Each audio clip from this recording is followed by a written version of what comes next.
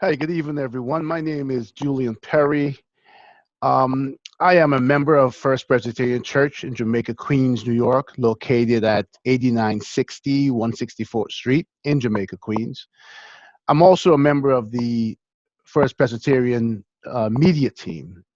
And I'm having a conversation tonight with one of our members to highlight not only some of the things that First Pres is involved with in the community during this COVID-19 crisis, um, but to also discuss what people are experiencing. Um, First Church has a food pantry. First Church has a soup kitchen, and just recently they went toe to toe with the state to get a testing site on the property at 164th Street. This is critical to the neighborhood we serve because we have seen that many testing sites are in locations where you have to drive to get to it. And a lot of people in this minority community use public transportation or they walk. So this was a vital service to the community. Even though you do have to make an appointment, it's critical. This evening, I have the pleasure of having a conversation with Dr. Barbara Campbell, and I'm going to ask Dr. Campbell to go ahead and introduce herself and tell us a little bit about herself. Okay, so my name is Barbara Campbell, Dr. Barbara Campbell. I am a wife, I'm a mother, a grandmother. I'm also a member of First Presbyterian Church. By profession, I am a professor of nursing. I'm a nursing educator, and I also practice part-time as an assistant director of nursing, which is equivalent to a supervisor at an extended care facility. I am very happy to know that our church has really answered the call.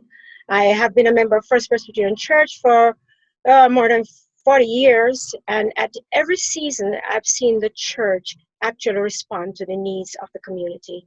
And now in 2020, we are still doing the same, acting on the role of the church in this season, in such a time as this. So thank you, Dr. Campbell. So one of the reasons I wanted to have this conversation with you is that we are going through something that's historic in our lifetime, something that I honestly thought we would never experience. I personally would never experience. And out of it, we've seen many different responses, many different effects on people, especially people in the healthcare community, especially people in the minority community that's underserved. And I think it's important to keep having these conversations from different perspectives that people can get a good understanding of what we're going through right now, the reality of it, and what we're enduring, and the lessons learned and the lessons we need to learn. So I'm going to ask you from your perspective and your role in this, what you have experienced so far, that from both ends of the spectrum, the things that you've seen that have come out of effort of humanity that are pleasing, and the things that have affected you most emotionally, etc. Well, naturally, as a part-time nursing supervisor, I knew the time would come when I would be asked to cover at some point. And I will be quite honest with you, I was a bit hesitant, understanding that this is a vicious virus, understanding that now I'm an older nurse. And at first they announced that people are older, are more vulnerable, but we have seen that this virus does not discriminate. Needless to say, I knew that I needed to answer the requests. I had paused for a moment when I got the emails and the phone calls, and I said to my husband, I need to respond. I need to respond. There's a need. I'm a nurse. What if it was one of us? So I prepared myself and went into the shift, not knowing exactly what to expect. I had heard that all the systems had, I won't name the network, but that COVID patients were in every institution. I arrived and went through the routine of getting my temperature taken. I was handed my mask, and I proceeded to get myself in proper attire to protect myself. When I arrived on the floor and I saw the courage and the the determination and intentional way the staff was going about their business, I was pretty much humbled because I had not gone there for a couple of weeks, if not months. And when I arrived, I heard that you're actually covering the supervisor who just tested positive. I said, okay. And other stories of people who have been affected was also shared with me. I realized in that moment that right here, we are in the battlefield. This is what we're called to do. This is what we're called to do, to wear the badge of a nurse. This is what we pledge to do, to dedicate ourselves to the welfare of humanity. And I saw that in full spectrum. My role was to make sure that the staff was safe and that they're maintaining the safety of the patients, and that we're carrying out the mission of the institution, which is to deliver safe and effective care and patient-centered care. I must say that there were sufficient personal protective equipment, which gave us some comfort that that was available. At mid-shift, I had to check the temperature of each person who attended personally to a COVID patient. So when you talk about social distancing, it's pretty difficult in a clinical setting. But we carried out our task as we were expected to do. And it was an uneventful night in terms of anything catastrophic happening. The same care and intervention that's done to the regular patients who are not infected with COVID, same was attended to the patients who were there. I walked away that morning with a sense of peace that I had gone and I had served. And I saw the courage of the nurses and the CNAs and all the auxiliary staff and the commitment to serve. And I really saluted them. From a professional, my other profession is that of an educator. So the moment that it was identified that COVID was becoming very pervasive, all the nursing schools within the city were told that we would not be allowed on the floor. That meant that we had to go through rapid adjustment and creative training to move everything to online, knowing that not every student has the capacity, the ability, or affordability to accommodate online learning. Fortunately, that was identified right away, and computers and laptops were made available for the students. It was quite an adjustment. Every day I go online to teach the students. I'm hearing their stress. I'm hearing how much is affecting them, affecting their families, students whose relative is in the ER. His coworker died and they're about the same age, 35 years old. And what is happening now in the clinical setting is that when one is infected with the virus, for most instances, they are not allowed to stay out more than 8 days, which means they return to the working environment, yes, and get reinfected or infect other persons. I understand that there's a great demand, and so there's some compromise in that area, but we know that it's not a perfect world. And right now the city is surviving. And in our faculty meeting yesterday, we talked about how we as faculty members can really advocate for those who are constantly on the front line every day. I recall my time in the emergency room. Most of my practice was in critical care nursing and emergency room. And I remember the adrenaline that's always pumping. It's like when you turn up, it's actually exciting. It's actually is exciting, and it's something that I missed. So when that nurse gets in that scrub and all suited up, they're all in, they're 100% present. And that's why they have to be very mindful that they do not drop their guard, because they really get engrossed, because this is a passion, this is a choice they've made, this is a call that they have answered to serve the public. And I'm so proud to wear the badge of a nurse when I see them on the front line. I'm concerned for areas where there is a lack of personal protective equipment. I have students who work as CNAs who only receive an N95 mask for 5 days. By the end of the shift, that N95 mask is soaking wet. So to have it to wear for another 4 days is inconceivable. And we know that there are other areas that are going through the same shortages. You may have seen on the news that New York State Nurses Association, a union that I belong to for many years, is now suing New York State Health Department because two facilities, the nurses are really feeling that they're being cheated, that they're putting out so much effort and they're not being supported. I tried to look on both sides, the side of the administrator and the side of the nurses, and that we were not prepared for it. Neither was our country prepared for it. So, So, as not to cut you off, but as to what I'm hearing your experience, and I'm realizing that you had an intimate experience with this. As you think as a member of First Church, and you know the community, the dynamic, the socioeconomic dynamic of the community that First Presbyterian serves. And I think, what have you seen in terms of who this is affecting the most? Who seems to be exposed the most in numbers, and who seems to be lacking in the attention that's required?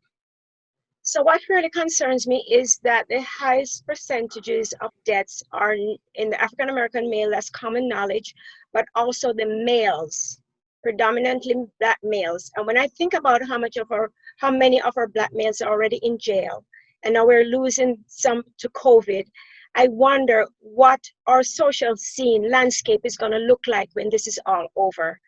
I'm quite concerned about that, and I'm really processing in my head how I can be an educator in some form or fashion, probably to get together with the rest of the nurses, because some public service in terms of educating our community, yes, we are already disadvantaged as in terms of economics, in terms of cultural practices, the choices we make in terms of our diet and our lifestyles.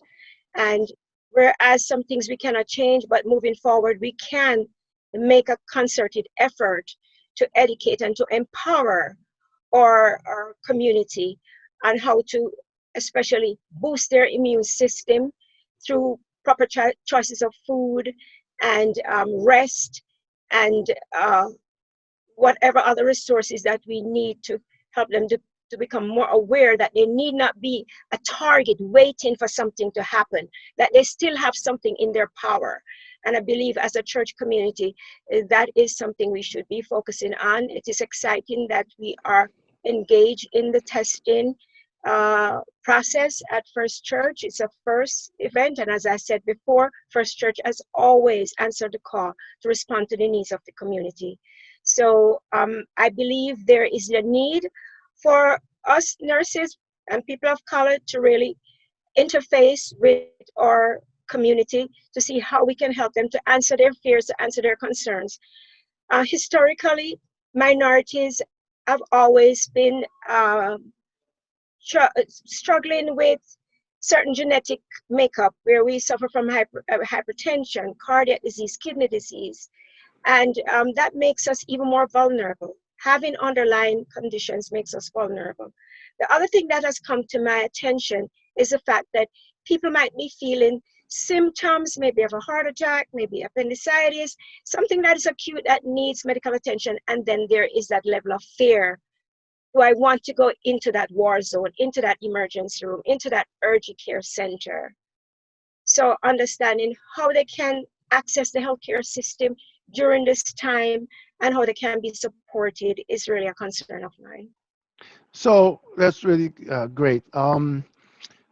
So we every day I get this alert on my phone, and it's when the mayor, when the governor is about to give their briefing for the day. And what I find from my perspective is very troubling is how much there is a political fight where some people understand that the decisions to reopen our city and our state, especially since we're in not only in New York City, but Queens is the epicenter of New York City of Yes. this. Yes. And when we see the politicians uh, playing partisan politics and not understanding that not only we are one set of human beings in a crisis, but also how do you feel understanding that they put not enough emphasis on doctors and medical professionals being a part of an integral part of decision as to when we open up the city again, when it's safe for us to actually go out there and not reinfect each other or infect others who have never been infected. I mean, I hear the numbers every day of the deaths, and while it is great to hear the governors, give the numbers, and we seem to be on a downward trend in terms of the deaths, it's still inconceivable in my mind. Like, it's hard to understand that in New York City alone, we were at a point where it was 1,000 deaths a day. Where I live, I see the 18-wheeler refrigerated trucks, and it's hard to comprehend that in there is bodies because there's nowhere else to put them.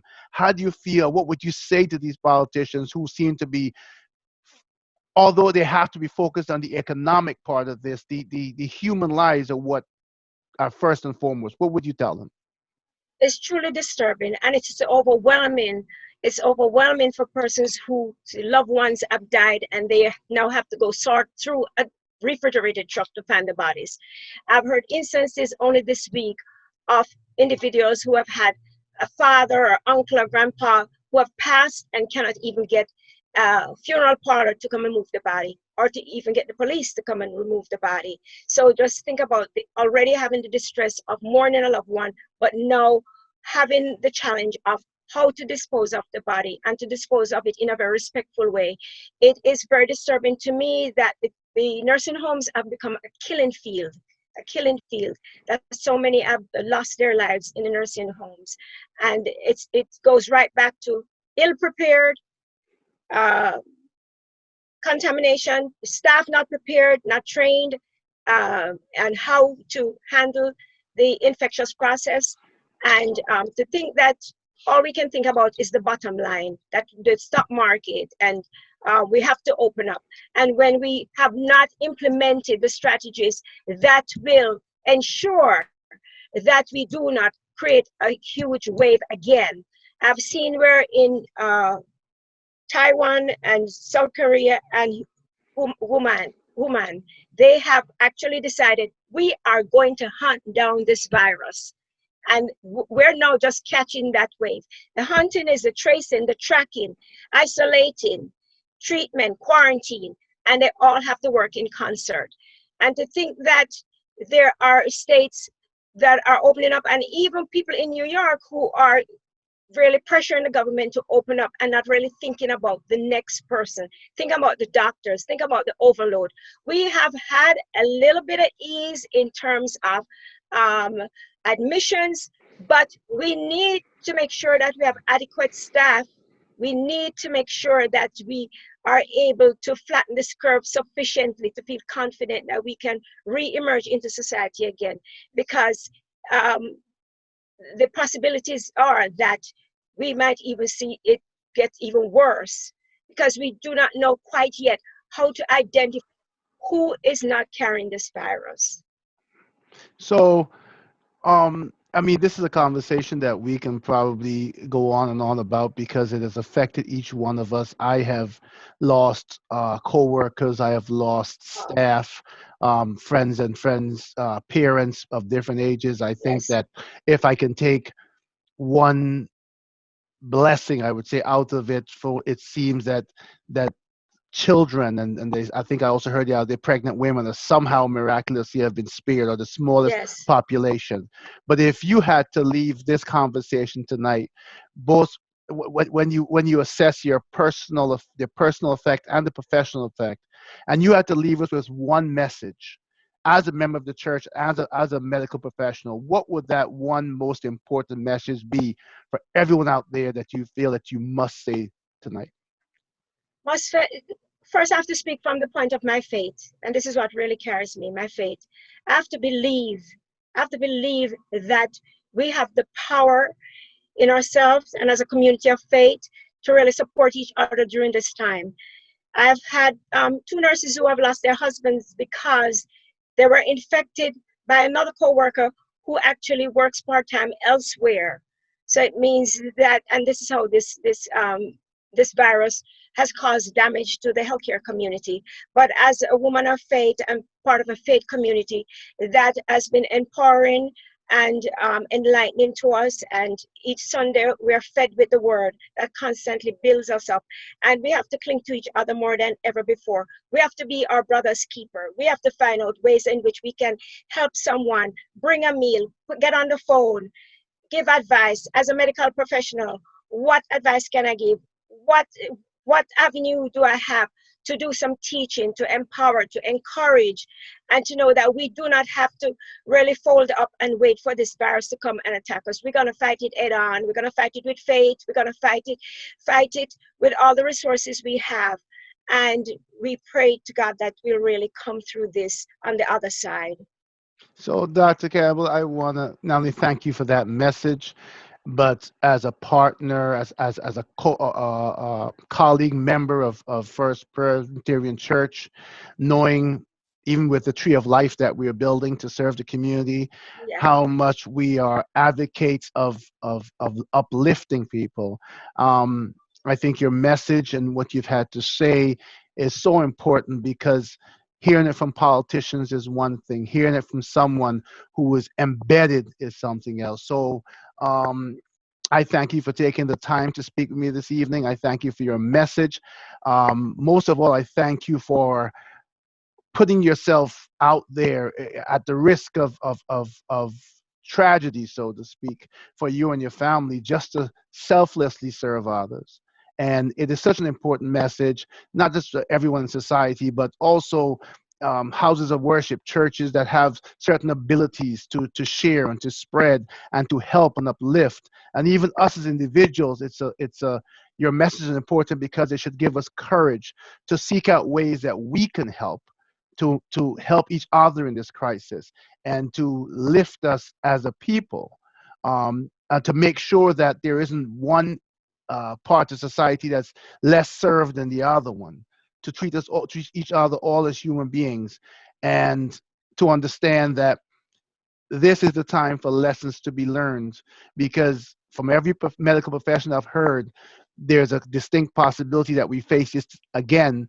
And if it happens in the upcoming flu season, it will be a double whammy, because the distinction may be hard between the flu and the coronavirus, and having the capacity, which was a big issue for us, to be able to manage that many sick and that many beds, and the ways they had to go about it, the sad story of ventilators, etc. So I am so honored to have had the time to speak with you. I thank you for making the time, and I want to thank you for what you do, and say that may God bless you. May you continue to be a shining light in this dark time when we struggle to be and live as one people. Mr. Perry, I thank you for having me here tonight. More than ever, we realize that we are God's hands and God's feet, and this is what we're here. The harvest is plenty, but the laborers are few. Thank you very much. Thank you so much. Good night. Night.